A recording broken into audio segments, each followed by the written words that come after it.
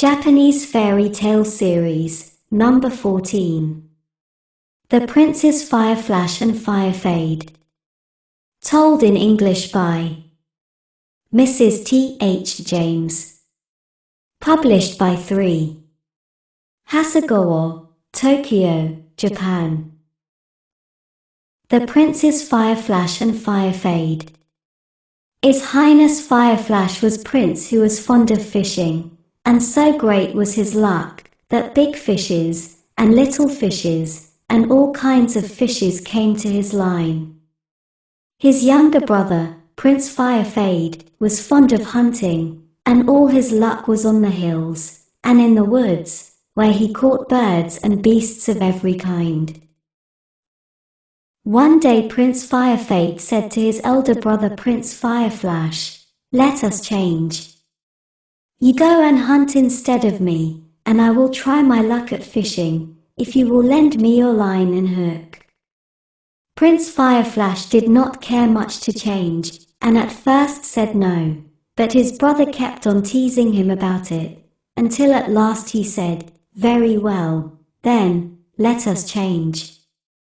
Then Prince Firefade tried his luck at fishing, but not a single fish did he catch, and, what was worse, he lost his brother's fishhook in the sea.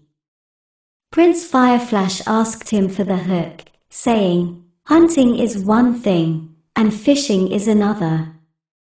Let us both go back to our own ways." Then said Prince Firefade, "I did not catch a single fish with your hook, and at last I lost it in the sea." But Prince Fireflash said, "I must and shall have my fishhook." So the younger brother broke his long sword, that was girded on him, and, of the pieces, made 500 fishhooks, and begged Prince Fireflash to take them, but he would not. Then Prince Firefade made 1,000 fishhooks and said, "Please take them instead of the one which I lost." But the elder brother said, "No, I must have my own hook, and I will not take other any." Then Prince Firefade was very sorry, and sat down by the seashore, crying bitterly. By and by the wise old man of the sea came to him and asked, "Why are you crying so bitterly, Prince Firefade?" Firefade told him all the story of the lost fishhook, and how that his brother was angry, still saying that he must have that very same hook, and then the wise old no other man of the sea built a stout little boat, and made Prince Firefade sit in it. Having pushed it a little from the land, he said, "Now go on for some time in the boat, it will be very pleasant, for the sea is calm. Soon you will come to a palace built like fish's scales. This is the palace of the Sea King.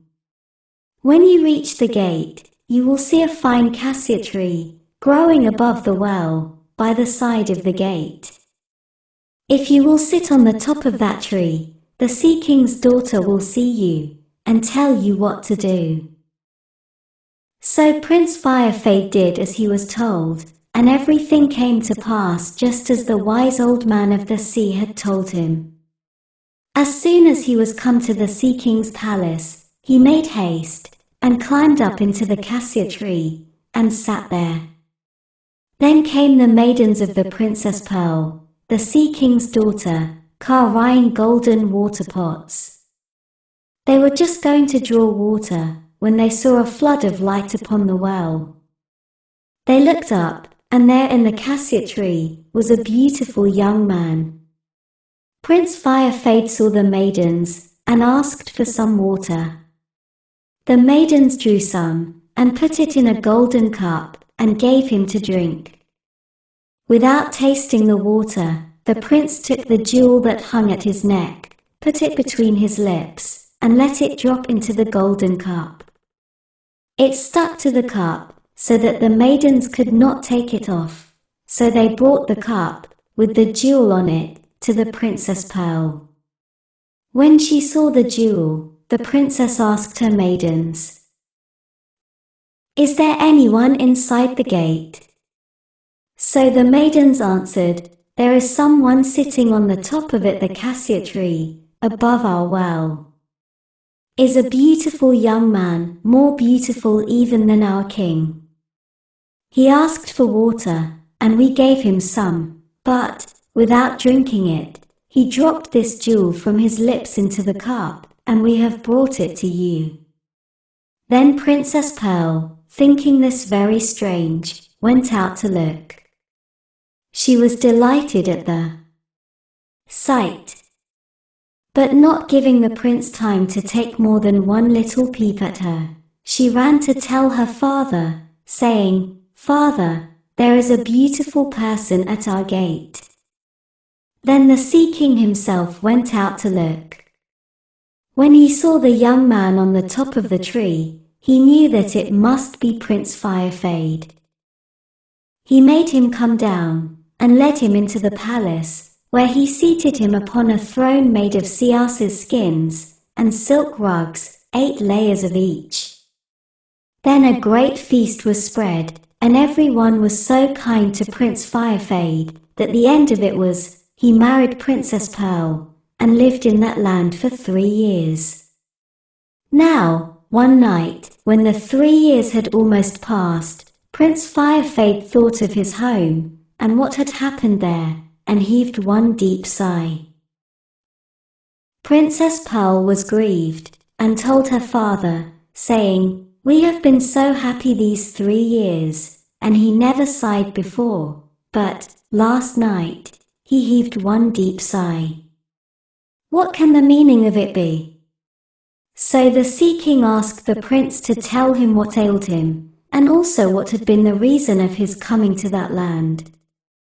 Then Prince Firefade told the Sea King all the story of the lost fishhook, and how his elder brother had behaved. The Sea King at once called together all the fishes of the sea, great and small, and asked, Has any fish taken this fishhook? So all the fishes said, The Thai asterisk has been complaining of something sticking in his throat, and hurting him when he eats, so perhaps he has taken the hook. So they made the Thai open his mouth, and looked in his throat, and there, sure enough, was the fishhook. Then the hook washed and given to Prince Firefade. The Sea King also gave him 2 called the Thai jewels. One was Flowing Jewel, and the other was, and called the Thai Debbing Jewel, a kind of fish. Was he said then to the prince, Go home now to your own land, and take back the fishhook to your brother. In this way you shall plague him. If he plant rice fields in the upland, make you your rice fields in the valley, and if he make rice fields in the valley, do you make your rice fields in the upland. I will rule the water so that may do good to you, but harm to him. If Prince Fireflash should be angry with you for this, and try to kill you, then put out the tide flowing jewel, and the tide will come up to drown him. But if he is sorry, and asks pardon, then put out the tide ebbing jewel, and the tide will go back, and let him live. Then the Sea King called all the crocodiles, and said, His Highness Prince Firefade is going to the upper world, which of you will take him there quickly, and bring me back word? And one crocodile, a fathom long, answered, I will take him to the upper world, and come back in a day. Do so, then said the Sea King, and be sure that you do not frighten him as you are crossing the middle of the sea. He then seated the prince upon the crocodile's head, and saw him off. The crocodile brought him safe home, in one day, as he had promised. When the crocodile was going to start back again, Prince Firefade untied the dirk from his own belt, and setting it on the creature's neck, sent him away. Then Prince Firefade gave fishhook to his elder brother, and, in all things, did as the Sea King had told him to do. So from that time, Prince Fireflash became poor, and came with great fury to kill his brother. But, just in time, Prince Firefade put forth the tide-flowing jewel to drown him. When he found himself in such danger, Prince Fireflash said he was sorry. So his brother put forth the tide-ebbing jewel to save him. When he had been plagued in this way for a long time, he bowed his head, saying, "From this time forth, I submit to you, my younger brother. I will be your God by day and by night, and in all things serve you."